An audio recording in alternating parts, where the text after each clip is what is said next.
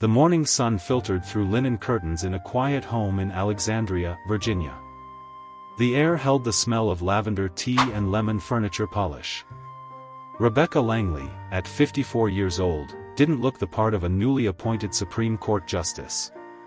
Her hair, streaked with natural gray, was pulled into a low braid, and her wardrobe was modest: navy shirt, old jeans, running shoes, and a weathered black cap that belonged to her late husband, Marcus, once a civil rights attorney. She wasn't trying to be noticed. Quite the opposite. She stood in front of her hallway mirror, adjusting the strap of her worn leather satchel.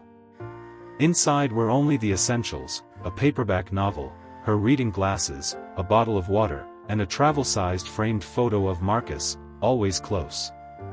Her cousin, Elena, stepped out from the kitchen, holding a steaming mug. "You sure about this? Flying coach when you could have a private jet and security detail?" Rebecca chuckled as she took a sip of her tea. "It's not coach. It's first class. But more importantly, it's quiet. The ceremony's not until next week. Until then, I'm just Rebecca Langley, going to visit my aunt in Chicago." Elena crossed her arms. "Becca, you're on the Supreme Court now. You're not just anything anymore." Rebecca smiled as she set the mug down. "That's exactly why I need to remember what it feels like to be unseen." Just before she walked out the door, her phone buzzed. A message from Chief Justice Harrington. "Security's not happy about this solo travel. Call if anything comes up." "Congrats again, Justice Langley." Rebecca turned the phone face down, grabbed her cap, and whispered to herself, "Let's just be a citizen today." Reagan National Airport was busy but not chaotic. Rebecca moved through the security line quietly, her government-issued ID barely drawing a glance. Her name hadn't made headlines yet. She had asked for privacy until after her swearing-in next week. For now, the world still saw her as just another woman with a nondescript appearance and a direct gaze. Her carry-on passed through the scanner smoothly, and she made her way to gate C12. She found a seat near the window and opened the mystery novel she had been carrying around for months but never finished, The Whispering Library, a courtroom thriller ironically light on actual courtrooms. At 9:28 a.m., the gate agent announced, "Flight 4823 to Chicago is now boarding. First-class passengers may proceed." Rebecca stood, shouldering her satchel, and joined the short line. The gate agent, a young man with tired eyes, scanned her boarding pass. "Have a great flight, Ms. Langley," he said, mispronouncing her name. She smiled and nodded, used to it by now. First class wasn't full yet. She found her seat, 2A, by the window, and placed her bag under the seat in front of her, ignoring the overhead compartment. Old habit. She had spent years flying economy, and she still liked knowing her things were within reach. In the aisle seat sat a man in a steel gray suit, crisply tailored, with a gold tie clip and a Rolex that caught the morning light. He looked up when she sat down, his eyes narrowing for a brief moment before settling into polite disinterest. "Morning," Rebecca said casually. "Morning," he replied curtly, already returning to a Wall Street Journal with a bold headline. "Supreme Court faces historic shift with new appointment." Rebecca smirked internally. If only you knew. Across the aisle sat a woman in her 60s wearing a deep burgundy blazer and pearl earrings. She gave Rebecca a once-over and then looked away, her lips pursed. Then came the flight attendant. Blonde, tall, name tag reading, Caroline. Her smile was warm, until it reached Rebecca's row. "Something to drink before takeoff?" she asked, tone cooled several degrees. "Water, please," Rebecca said pleasantly. Moments later, Caroline returned. The businessman beside her received his drink in a glass tumbler. Rebecca got a plastic cup. A man across the aisle leaned toward Caroline and whispered something. Caroline's expression sharpened, she nodded with a smirk. "Everything all right, sir?" she asked, voice now raised. Just curious about the standards these days, he said, not bothering to lower his voice. First class doesn't seem to mean what it used to. Caroline gave a tight smile. Understood, Mr. Templeton. I'll be keeping an eye on things. Rebecca didn't flinch. Templeton. The name rang a bell. Then it clicked. Mason Templeton, managing partner at the high-powered firm Kenton & Bell, known for defending massive corporations in discrimination suits. Rebecca had ruled against them in a workers' rights case 2 years ago, a landmark decision that cost them millions. Clearly, he hadn't recognized her. The plane pushed back from the gate. Rebecca returned to her novel, her calm face masking the sting of public condescension. 20 minutes into the flight, the seatbelt sign chimed off with a soft ding. Flight attendants emerged, rolling carts stocked with drinks and warm mixed nuts. Caroline moved through the first-class cabin with the practiced efficiency of someone who had done this hundreds of times. Her tone shifted depending on who she addressed, warm and deferential to men in suits, charming to well-dressed women. When she reached Rebecca's row, her smile evaporated. "Beverage?" she asked flatly, without a trace of the "sir" or "ma'am" she had offered to others. "Cranberry juice, if you have it," Rebecca said. Caroline frowned. "We typically reserve specialty juices for our regular first-class travelers. Perhaps a coffee or water would be more appropriate." Across the aisle, Templeton gave a patronizing chuckle. "She can have mine, Caroline. I'm sticking with Scotch." His words dripped with mock generosity. Caroline nodded as if it were a noble act. "That's very kind of you, Mr. Templeton." She returned with the juice, poured into a half-filled glass. Rebecca accepted it in silence, noting the detail without reaction. Years in courtrooms had taught her not to give condescension the satisfaction of acknowledgement. 2 rows ahead, a young man in his 20s kept glancing back. He wore a navy blazer, khakis, and wire-rimmed glasses. His posture was too upright to be casual. Rebecca caught his eye briefly. He looked away, then back again. There was curiosity in his gaze, but not the judgment she'd seen in the others. Then came another microaggression. The man beside her, still reading, still silent, suddenly closed his paper and turned. "First time in first class?" he asked. "No," Rebecca replied evenly. He raised an eyebrow. "Business or pleasure?" "Family," she said, offering the smile she reserved for difficult jurors. "Frequent flyer miles?" he prodded. Before Rebecca could answer, Templeton leaned in. "Or one of those promotional upgrades. They hand those out like candy these days. Ruins the experience." The man beside her nodded in agreement. "True enough. Can't charge a premium if it's no longer exclusive." Rebecca turned her eyes back to her book, her grip tightening on the paperback. Moments later, the snack cart came by. Caroline offered the basket to Templeton with a radiant smile. But when she reached Rebecca's row, she bypassed her entirely. Rebecca raised her hand slightly. "Excuse me." "Ma'am," Caroline snapped, loud enough for several passengers to hear, "I'll get to you when it's your turn. Please be patient." Heads turned. A couple across the aisle exchanged glances. Even the man beside her shifted awkwardly in his seat. The sting came not from the words, Rebecca had heard worse, but from the humiliation, the calculated public dismissal.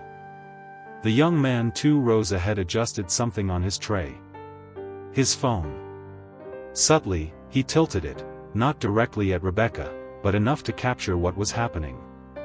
A few minutes later, Caroline passed by again, whispering to another flight attendant, "Did you see that hat? Probably got it from a flea market." Rebecca's fingers brushed the brim of the hat instinctively. Marcus's old law school cap. Faded and frayed, but filled with memory and purpose. And just then, a voice. Templeton again, answering a call he shouldn't have taken in flight. "Mason Templeton speaking," he said, loud and confident. Yes, presenting the Westland brief to the Supreme Court next month. Yeah, the new appointment. Another academic. No real-world experience. God help us. Rebecca blinked. The Westland brief. She was scheduled to hear oral arguments on that case. Templeton would be standing before her, the woman he was mocking now, in less than a month. He still had no idea. The slights kept coming. Rebecca's lunch tray was delivered last, and unlike others, her coffee cup went unrefilled. When she politely asked for a blanket, Caroline replied curtly, "Those are reserved for our frequent travelers." The man beside her buried himself in his phone. Templeton flipped through legal briefs, blissfully unaware of the irony piling up around him. Rebecca, for her part, kept reading, even as her pulse ticked higher beneath her calm surface. Then the unexpected happened. The young man too rose ahead, the one who had been watching, finally stood. His phone was in hand, but now down by his side. He walked back slowly, hesitating in the aisle. "Excuse me," he said, voice soft but certain. "Are you Justice Rebecca Langley?" Caroline turned mid-stride. Templeton froze. Rebecca looked up and removed her baseball cap. She ran a hand through her hair, the same hair from that official confirmation photo barely anyone had seen, and gave the young man a small smile. "I was hoping to travel privately today," she said. "My aunt is recovering from surgery in Chicago." Gasps. The recognition washed over the cabin like a wave. The name. The face. The Supreme Court appointment, reported quietly but clearly enough in legal circles. Caroline paled instantly. "We didn't receive any VIP notification," she stammered. "That was by design," Rebecca replied calmly. "I asked to be treated like any other passenger." Templeton's mouth opened but said nothing. The woman in the burgundy blazer now stared wide-eyed at her tray table. The transformation was immediate. Caroline's tone changed completely. "Justice Langley, I'm so terribly sorry," she began. "If I'd known." Rebecca raised a hand gently. "That's the point, Ms. Caroline. You shouldn't need to know someone's title to treat them with basic dignity." The young man who had spoken, Eli Whitaker, a second-year law student, nodded in silent support. "Justice Langley," he said quietly, "your ruling in Teller v. Bismarck was the centerpiece of our constitutional law debate last month." She smiled genuinely. "It's nice to meet you, Mr. Whitaker." Templeton finally spoke. "Please accept my sincerest apologies. I didn't recognize you. The lighting, your attire." Rebecca turned to him with a look as cool as a winter court.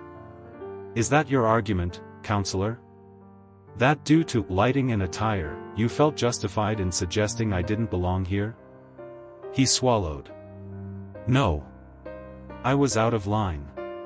The passengers were silent now, phones discreetly angled downward, the realization of the moment landing on each of them in a slightly different shade of shame or awe. Then the intercom came on. "Ladies and gentlemen, we're beginning our descent into Chicago O'Hare. Please ensure your seatbelts are fastened." Caroline rushed through the final checks, her professional mask barely holding. She returned to Rebecca's seat, nervously wringing her hands. "I just want to say, Justice Langley, my behavior doesn't reflect our airline's values." Rebecca studied her. "I believe you're sorry now. But the question is, would you be, if I were just Rebecca Langley in a cap and jeans, flying to see her aunt?" Caroline had no answer. As the wheels touched down and the cabin filled with the clatter of seatbelts unbuckling, Eli leaned closer. "I didn't post anything," he whispered. "But someone on the flight must have messaged ahead. There's a crowd waiting at the gate." Rebecca exhaled slowly. So much for traveling incognito. As the aircraft taxied toward the gate, Rebecca looked out the window at a gray sky above Chicago. She didn't expect a warm welcome, but the scene awaiting her was more intense than anticipated. A cluster of airline officials stood at the jet bridge entrance, anxiously watching as the first-class cabin prepared to disembark. Behind them, several smartphones hovered in the air, their lenses scanning each emerging passenger. Eli Whitaker leaned in again as Rebecca gathered her satchel. "It's trending," he whispered. "Someone posted it, maybe from the back cabin. They're calling it first-class justice." Rebecca offered a dry smile. "Of course they are." She emerged from the aircraft to a flurry of flashbulbs and hushed whispers. Waiting near the gate was a woman in a navy pantsuit with a badge clipped to her hip, Jessica Hanley, the airline's Chicago operations manager. "Justice Langley," she said, stepping forward with a forced smile and a hand extended. "On behalf of our entire company, I want to offer our sincerest apologies for any inconvenience during your flight." Rebecca heard it immediately: inconvenience, not disrespect, not bias. The carefully chosen word meant to protect the brand. "Thank you," she said simply, then moved past her. Inside the terminal, a small crowd had formed. Some recognized her from the news. Others simply followed the camera flashes. Rebecca kept her head high, but the baseball cap, Marcus's cap, was now in her hand. She spotted a familiar figure approaching briskly. It was Devin Pierce, her assigned court security liaison. His expression was part relief, part scolding. "Justice Langley, we've been trying to reach you. Your cousin called, she saw social media posts and got worried." "I didn't expect it to escalate so fast," she admitted. Before they could walk away, Templeton appeared. This time, he was flanked by two suited men, clearly crisis managers. His expression was pale, tight. "Justice Langley," he began, unusually meek. "What happened today was inexcusable. I hope you'll allow me to offer a personal apology. My behavior, it doesn't reflect who I am professionally." Rebecca studied him with the same gaze she had used on dozens of lawyers in open court. "Mr. Templeton," she said, "I've always believed how someone treats those they perceive as powerless says far more than how they treat those they fear." He lowered his eyes. "Understood." She turned to Devin. "I'd like to go see my aunt now, please." As they moved through the terminal, Rebecca could hear conversations buzzing, news alerts pinging on phones behind her. She didn't need to look, she already knew, the moment had gone viral. By the time Rebecca reached her aunt's modest apartment on the north side of Chicago, the incident had exploded across every major media platform. That night, she sat on a worn sofa, sipping chamomile tea while her Aunt Lillian, fresh out of surgery but very much alert, scrolled through the endless stream of news headlines on her tablet. "Look at this," Lillian said, shaking her head. "They're calling you the RBG of Row 2A. Rebecca gave a dry laugh. "I just wanted to visit my family quietly." "Maybe quiet isn't what the world needs from you right now," Lillian replied gently. Across news networks and social media, the video, shot by an anonymous passenger and later stitched together with Eli Whitaker's post, was everywhere. Hashtags like #FirstClassJustice and #JudgeByMoreThanClothes trended globally. Editorials appeared in major newspapers within hours, dissecting the incident as a case study in appearance-based bias, gender assumptions, and latent elitism. The airline scrambled. By morning, its CEO appeared on national television. "We are conducting a full internal review," she said, somber and carefully rehearsed. "And implementing new mandatory training for all customer-facing staff. What happened to Justice Langley could have happened to any of our passengers. And that's unacceptable." Their stock, which had dropped 3% overnight, slid further after the press conference. Caroline, the flight attendant, was placed on administrative leave. Her request to give a public apology via television was declined by her union, who instead released a written statement. "I am deeply ashamed of my actions. I've begun a process of confronting the unconscious biases that led me to treat Justice Langley as I did. I offer my sincerest apologies to her and to anyone who has ever felt unseen because of how they look. Mason Templeton was less fortunate. His firm convened an emergency meeting that evening. Though no formal action was announced immediately, legal analysts speculated he would recuse himself from the Westland brief. He didn't. He withdrew entirely from the case. Days later, he announced a temporary leave from legal practice. Legal blogs hinted it would be permanent. Back in Chicago, Rebecca's phone buzzed constantly: reporters, political staffers, law schools, advocacy organizations. She ignored most of them. The only call she returned was from Chief Justice Harrington. "You've unintentionally become a symbol," he said. "I didn't want that," Rebecca replied, glancing at the cap on the table beside her. "Sometimes symbols find us," he said gently. "There's a school superintendent in Ohio who's asked if you'd consider speaking to students about unconscious bias. I told her I'd pass it along." Rebecca exhaled, staring out the window. "I'll think about it." 2 weeks later, the marble steps of the Supreme Court of the United States gleamed under a cloudless Washington sky. Press lined the sidewalk. Clerks moved briskly through the halls.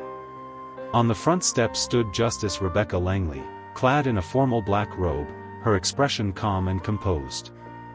The swearing-in ceremony had concluded. The cameras had captured the smiles, the oaths, the handshake with the Chief Justice. But now, as the crowd of dignitaries and legal staff began to disperse, a familiar voice called out from behind the velvet ropes. "Justice Langley." She turned to see Eli Whitaker, the young law student who had recognized her mid-flight. He stepped forward, offering a respectful handshake. "Congratulations on your formal investiture." Rebecca smiled warmly. "Thank you, Mr. Whitaker. I'm glad you could be here. I wanted to apologize again about the video. I never expected it to go viral." "No apology needed," she said. "Sometimes the right thing isn't the comfortable thing. You handled it with thoughtfulness." Eli hesitated. "It actually led to something. I've been offered internships at 3 civil rights organizations. They said they appreciated my ethical instincts." "Then use them well," Rebecca replied. "Integrity is a muscle. The more you use it, the stronger it gets." Just as Eli stepped away, another face emerged from the shadows of the building: Caroline Reynolds, the flight attendant. Rebecca's brow lifted in surprise. "Justice Langley," Caroline said quietly. "The Chief Justice said I could find you here. I didn't come to relive that day. I came because I've been working with your public education division." Rebecca listened. "We're developing a curriculum for high school students, about bias recognition, appearance assumptions. I volunteered. I wanted to turn my mistake into something that helps people understand." For a long moment, Rebecca said nothing. Then, gently, "That's all any of us can do with our mistakes, Ms. Reynolds. Learn from them, and try to do better." Caroline nodded, eyes misty but resolute. Later that evening, as twilight draped over the Capitol, Rebecca unpacked a small box in her new chambers. Among files and framed certificates was Marcus's old baseball cap. She paused, brushing a thumb across the weathered brim. Then, with quiet finality, she placed it at the center of her desk, not as nostalgia, but as compass. Justice, she thought, must begin where assumption ends. 6 months later, the courtroom was silent. The air inside the Supreme Court was thick with anticipation. Observers filled the benches: clerks, law professors, civil rights advocates, and rows of law students from across the country, many of whom had come specifically to see Justice Rebecca Langley preside for the first time in a major discrimination case. The case, Caldwell v. Halsman Corporation, a lawsuit against a financial firm accused of rejecting qualified job applicants based on appearance. The plaintiff, a young black woman with visible tattoos and natural hair, claimed she was told clients prefer a cleaner look. Now, the room waited on Justice Langley, who leaned slightly forward in her chair, her voice measured, but piercing. "Counselor," she said to the corporate defense attorney, "you've argued that your client's dress and grooming standards are essential for business operations. Could you define, precisely, what constitutes a professional appearance, in your view?" The attorney shifted uneasily. "That would depend on the specific workplace environment and industry norms." Justice Langley nodded slowly. "Indeed. And who determines those norms? Are they based on objective, measurable criteria, or shaped by subjective bias and cultural assumptions?" A beat of silence. Then scribbles. Murmurs. The moment had landed. The exchange became the centerpiece of news coverage that night. But for Justice Langley, it wasn't about going viral again. It was about legacy. The months since the flight had been transformative, not just for her, but for the country. Schools introduced lessons on visual bias. Corporations began training around invisible privilege. The airline industry adopted a new passenger dignity protocol. Even Templeton, quietly teaching legal ethics at a Midwestern college, had opened his first lecture with a slide titled, "The Assumption That Changed Everything." And Eli Whitaker? Now interning with the ACLU, he sat quietly in the gallery, taking notes.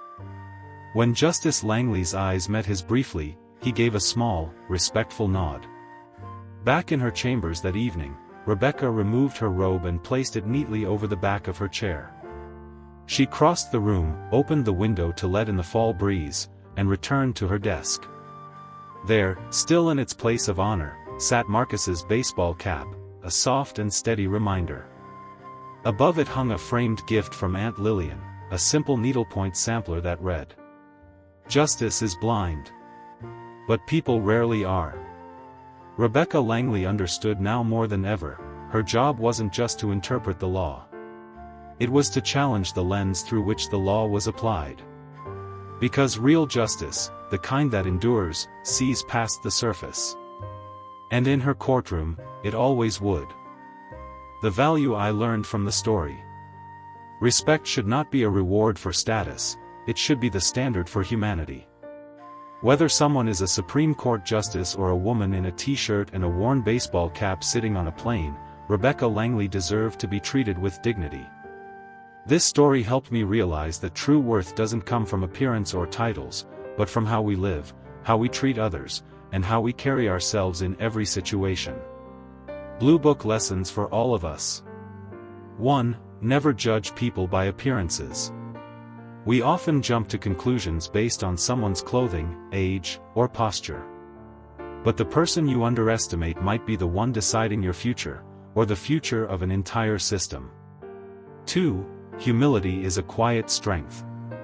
Rebecca didn't need to show off her power. Her calm silence forced an entire first-class cabin to confront their assumptions. Kindness doesn't need to be loud to be powerful. 3. Own your mistakes, and grow from them. Caroline, the flight attendant, could have chosen to hide. Instead, she apologized and volunteered to help educate others.